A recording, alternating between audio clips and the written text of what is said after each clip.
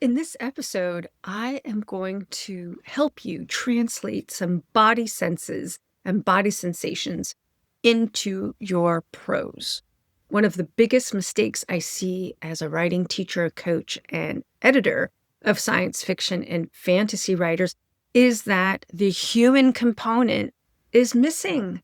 And one of the biggest ways to help the reader experience your story is to put into your story body senses. So today I'm going to talk about a few of those body senses. And actually, I have an entire class on this. And I go into greater depth in my Edit Lab, my monthly membership, which I'll tell you about toward the end. All right, let's get started. Hi, everyone. I'm Beth Barany. I am a writing teacher and coach, award-winning science fiction and fantasy writer, and creative entrepreneur. I have this podcast because I really believe that with know-how and understanding and practice, you too can be a science fiction and fantasy writer. And I deeply believe that our stories have deep impact on our readers for entertainment, of course, but also for transformation. So let's use our power of storytelling for good and help transform the world. All right, let's get started. So in today's episode, we are going to talk about breathing. And in future episodes, I am going to talk about some other senses that I see are really powerful in our stories. Smell, proprioception, which is our body's ability to sense itself and where it is in space, and sound. So stay tuned for those. Okay, first off, readers will stay hooked into your stories for longer, want to keep reading, and want to read your next book if you can create a strong emotional bond between the reader and the characters. One of the ways you do that is by layering in sensory detail. As I said, today we're going to talk about breathing. We're always breathing all the time. That is the hallmark of being alive. So there are multiple components to being able to bring sensory details into your fiction. The first one is to start noticing these elements in yourself. And your only job is to bring up to conscious awareness these senses. In future episodes, we'll cover some more. And in our Edit Lab, we go into greater depth as well, especially through actual line edits. So breathing, notice your own breathing. Most of the time, we don't notice our breathing. Most of the time, it's below conscious awareness, which is great. We need that. Our body is great at doing most things below conscious awareness. So you're not going to affect your breathing. You just want to notice your breathing. And notice how your breathing is when you're calm. There's nothing to write home about. Now notice what happens when you're surprised. Often people take an intake of breath. Or notice what happens when you're frustrated. People sigh and they push their breath out. Notice what happens if people are panicked. I'm not going to replicate that. I don't want to. If I try and breathe quickly, I'm going to make myself feel panicked. Notice how we use our breath when we're angry, when we shout with force. Notice how our breath feels when we're laughing and how the muscles feel in our stomach also. But what's going on with our breath? It kind of comes out in short bursts, it feels like, with our laugh. Your job is just to start to notice your own breathing. Again, do not change it. Now, notice what emotions are associated with different breathing. So say you needed to describe a character who was surprised. There are a ton of ways to do that.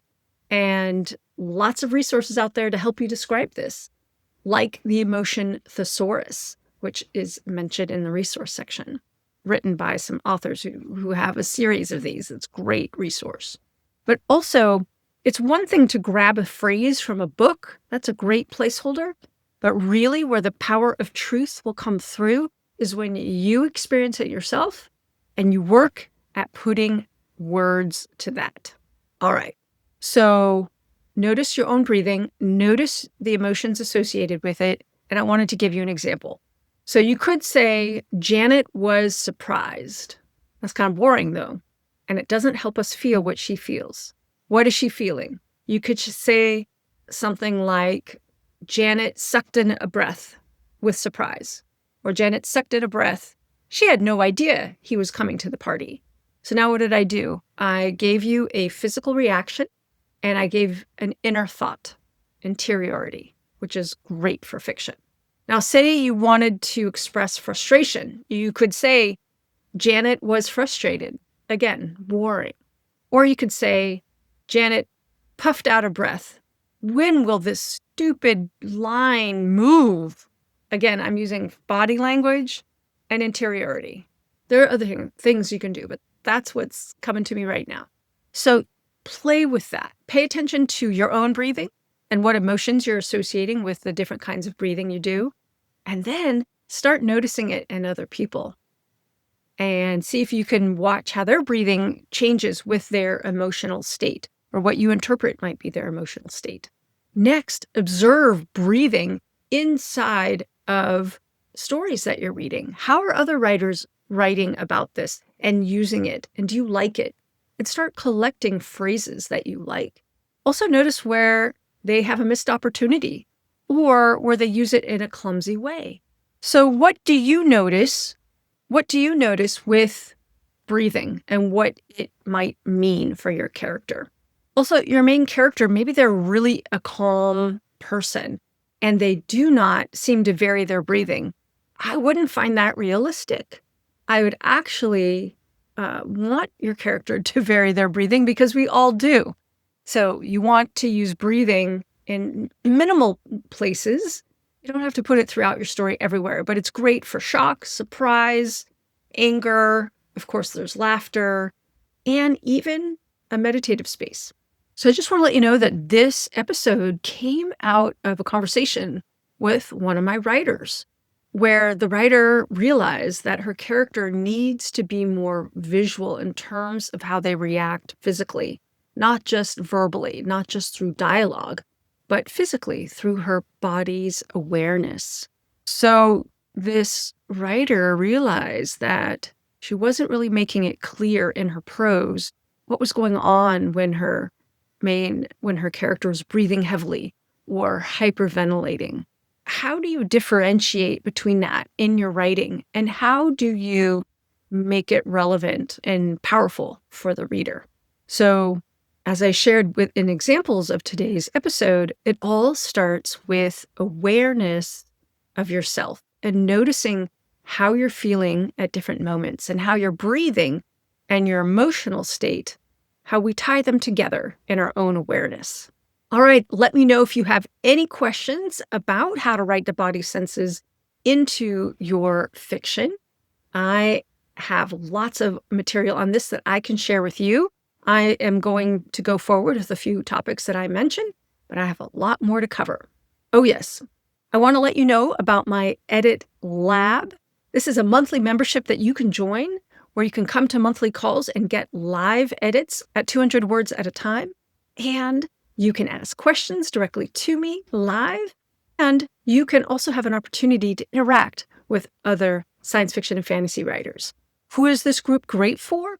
If you are finishing your first draft or you've finished your first draft and you're starting your edits, that's what this membership is great for. If you're not sure that this is right for you, go ahead and check out my Edit Your Novel checklist, which will give you a 30,000-foot view of your book and help you start editing. And I introduce you there also in the welcome sequence to the Edit Lab. All right, that's it for this week, everyone. Write long and prosper.